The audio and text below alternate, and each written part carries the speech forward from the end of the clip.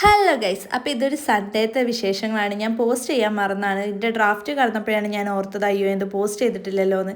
അപ്പോൾ ഇനി കുളിയൊക്കെ കഴിഞ്ഞതാ വന്നപ്പോൾ അമ്മ അത് സിറ്റ് ഔട്ടിൽ ഇങ്ങനെ ഇരിക്കുന്നു. ഞാൻ എന്താ ആലോചിച്ച് നോക്കണമെന്ന് പറഞ്ഞു. അപ്പോൾ ഒന്നുമില്ല പറഞ്ഞു, ഒരു ഹായ് പറയാറ്. അങ്ങനെ ഹായ് ഒക്കെ പറഞ്ഞു.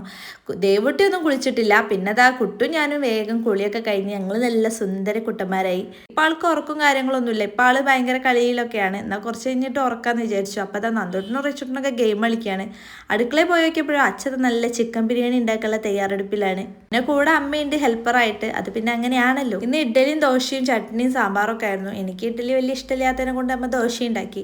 പിന്നെ അത് കഴിഞ്ഞ് കുട്ടൂനൊക്കെ ഉറക്കി അവൾക്ക് പൊട്ടൊക്കെ തൊട്ടെടുത്തു. ചില്ലു ആണെങ്കിൽ അടുത്തൊന്നും മാറില്ല, എപ്പോഴും അവളെ കൈയും കാലൊക്കെ തൊട്ടുകൊണ്ടാണ്.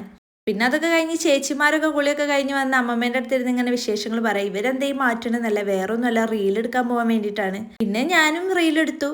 അത് കഴിഞ്ഞ് ഞാൻ കുട്ടുണന്നു എന്ന് പറഞ്ഞപ്പോൾ വേഗം ഓടി വന്നു. പക്ഷെ ആൾക്ക് കുഴപ്പമൊന്നുമില്ല, ആളിന്ന് നല്ല മൂഡിലാണ്, നല്ല കളിയിലൊക്കെയാണ്. അത് കഴിഞ്ഞപ്പോഴേക്ക് അമ്മ അതാ ചോറൊക്കെ വിളമ്പിയിട്ടുണ്ട്. നല്ല സൂപ്പർ ചൂട് പറയുന്ന ചിക്കൻ ബിരിയാണി ഒക്കെയാണ്. അപ്പോൾ ഒരു കഴിച്ച് പിന്നെ ഞാനും കൂടെ ഇരുന്നു.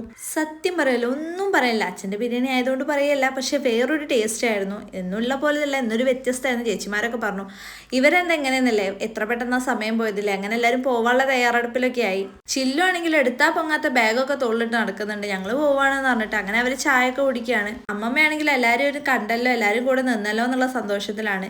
അങ്ങനെ അവരൊക്കെ റെഡിയായി. പിന്നെ ഞാനും ഒട്ടും കുറച്ചില്ല, ഞാനും അവിടെ ഇരുന്ന് ചായയും ബേക്കറൊക്കെ കഴിച്ചു. എല്ലാവരും അമ്മമ്മേനെ കെട്ടിപ്പിടിച്ച് ഉമ്മ കൊടുക്കലും ഞങ്ങൾ പോവാണ് പിന്നെ വരാന്നൊക്കെ പറച്ചിലായിരുന്നു. അമ്മമ്മയ്ക്കും ഇനി ഇവരെ എന്ന് കാണുന്നുള്ള സങ്കടമായിരുന്നു. അപ്പോൾ ആ നന്ദോട്ടം പറഞ്ഞു ഞാൻ ഉമ്മ കൊടുത്തിട്ടില്ല മുത്തശ്ശിക്ക് എന്ന് പറഞ്ഞാൽ അവനും ഓടി വന്ന് ഉമ്മൊക്കെ കൊടുത്തു. പിന്നെ കുട്ടൂനും ഉമ്മ കൊടുക്കാൻ മറന്നു പറഞ്ഞിട്ട് കുട്ടൂനും വന്ന് ഉമ്മ കൊടുത്തു. അങ്ങനെ അവരൊക്കെ പോയി.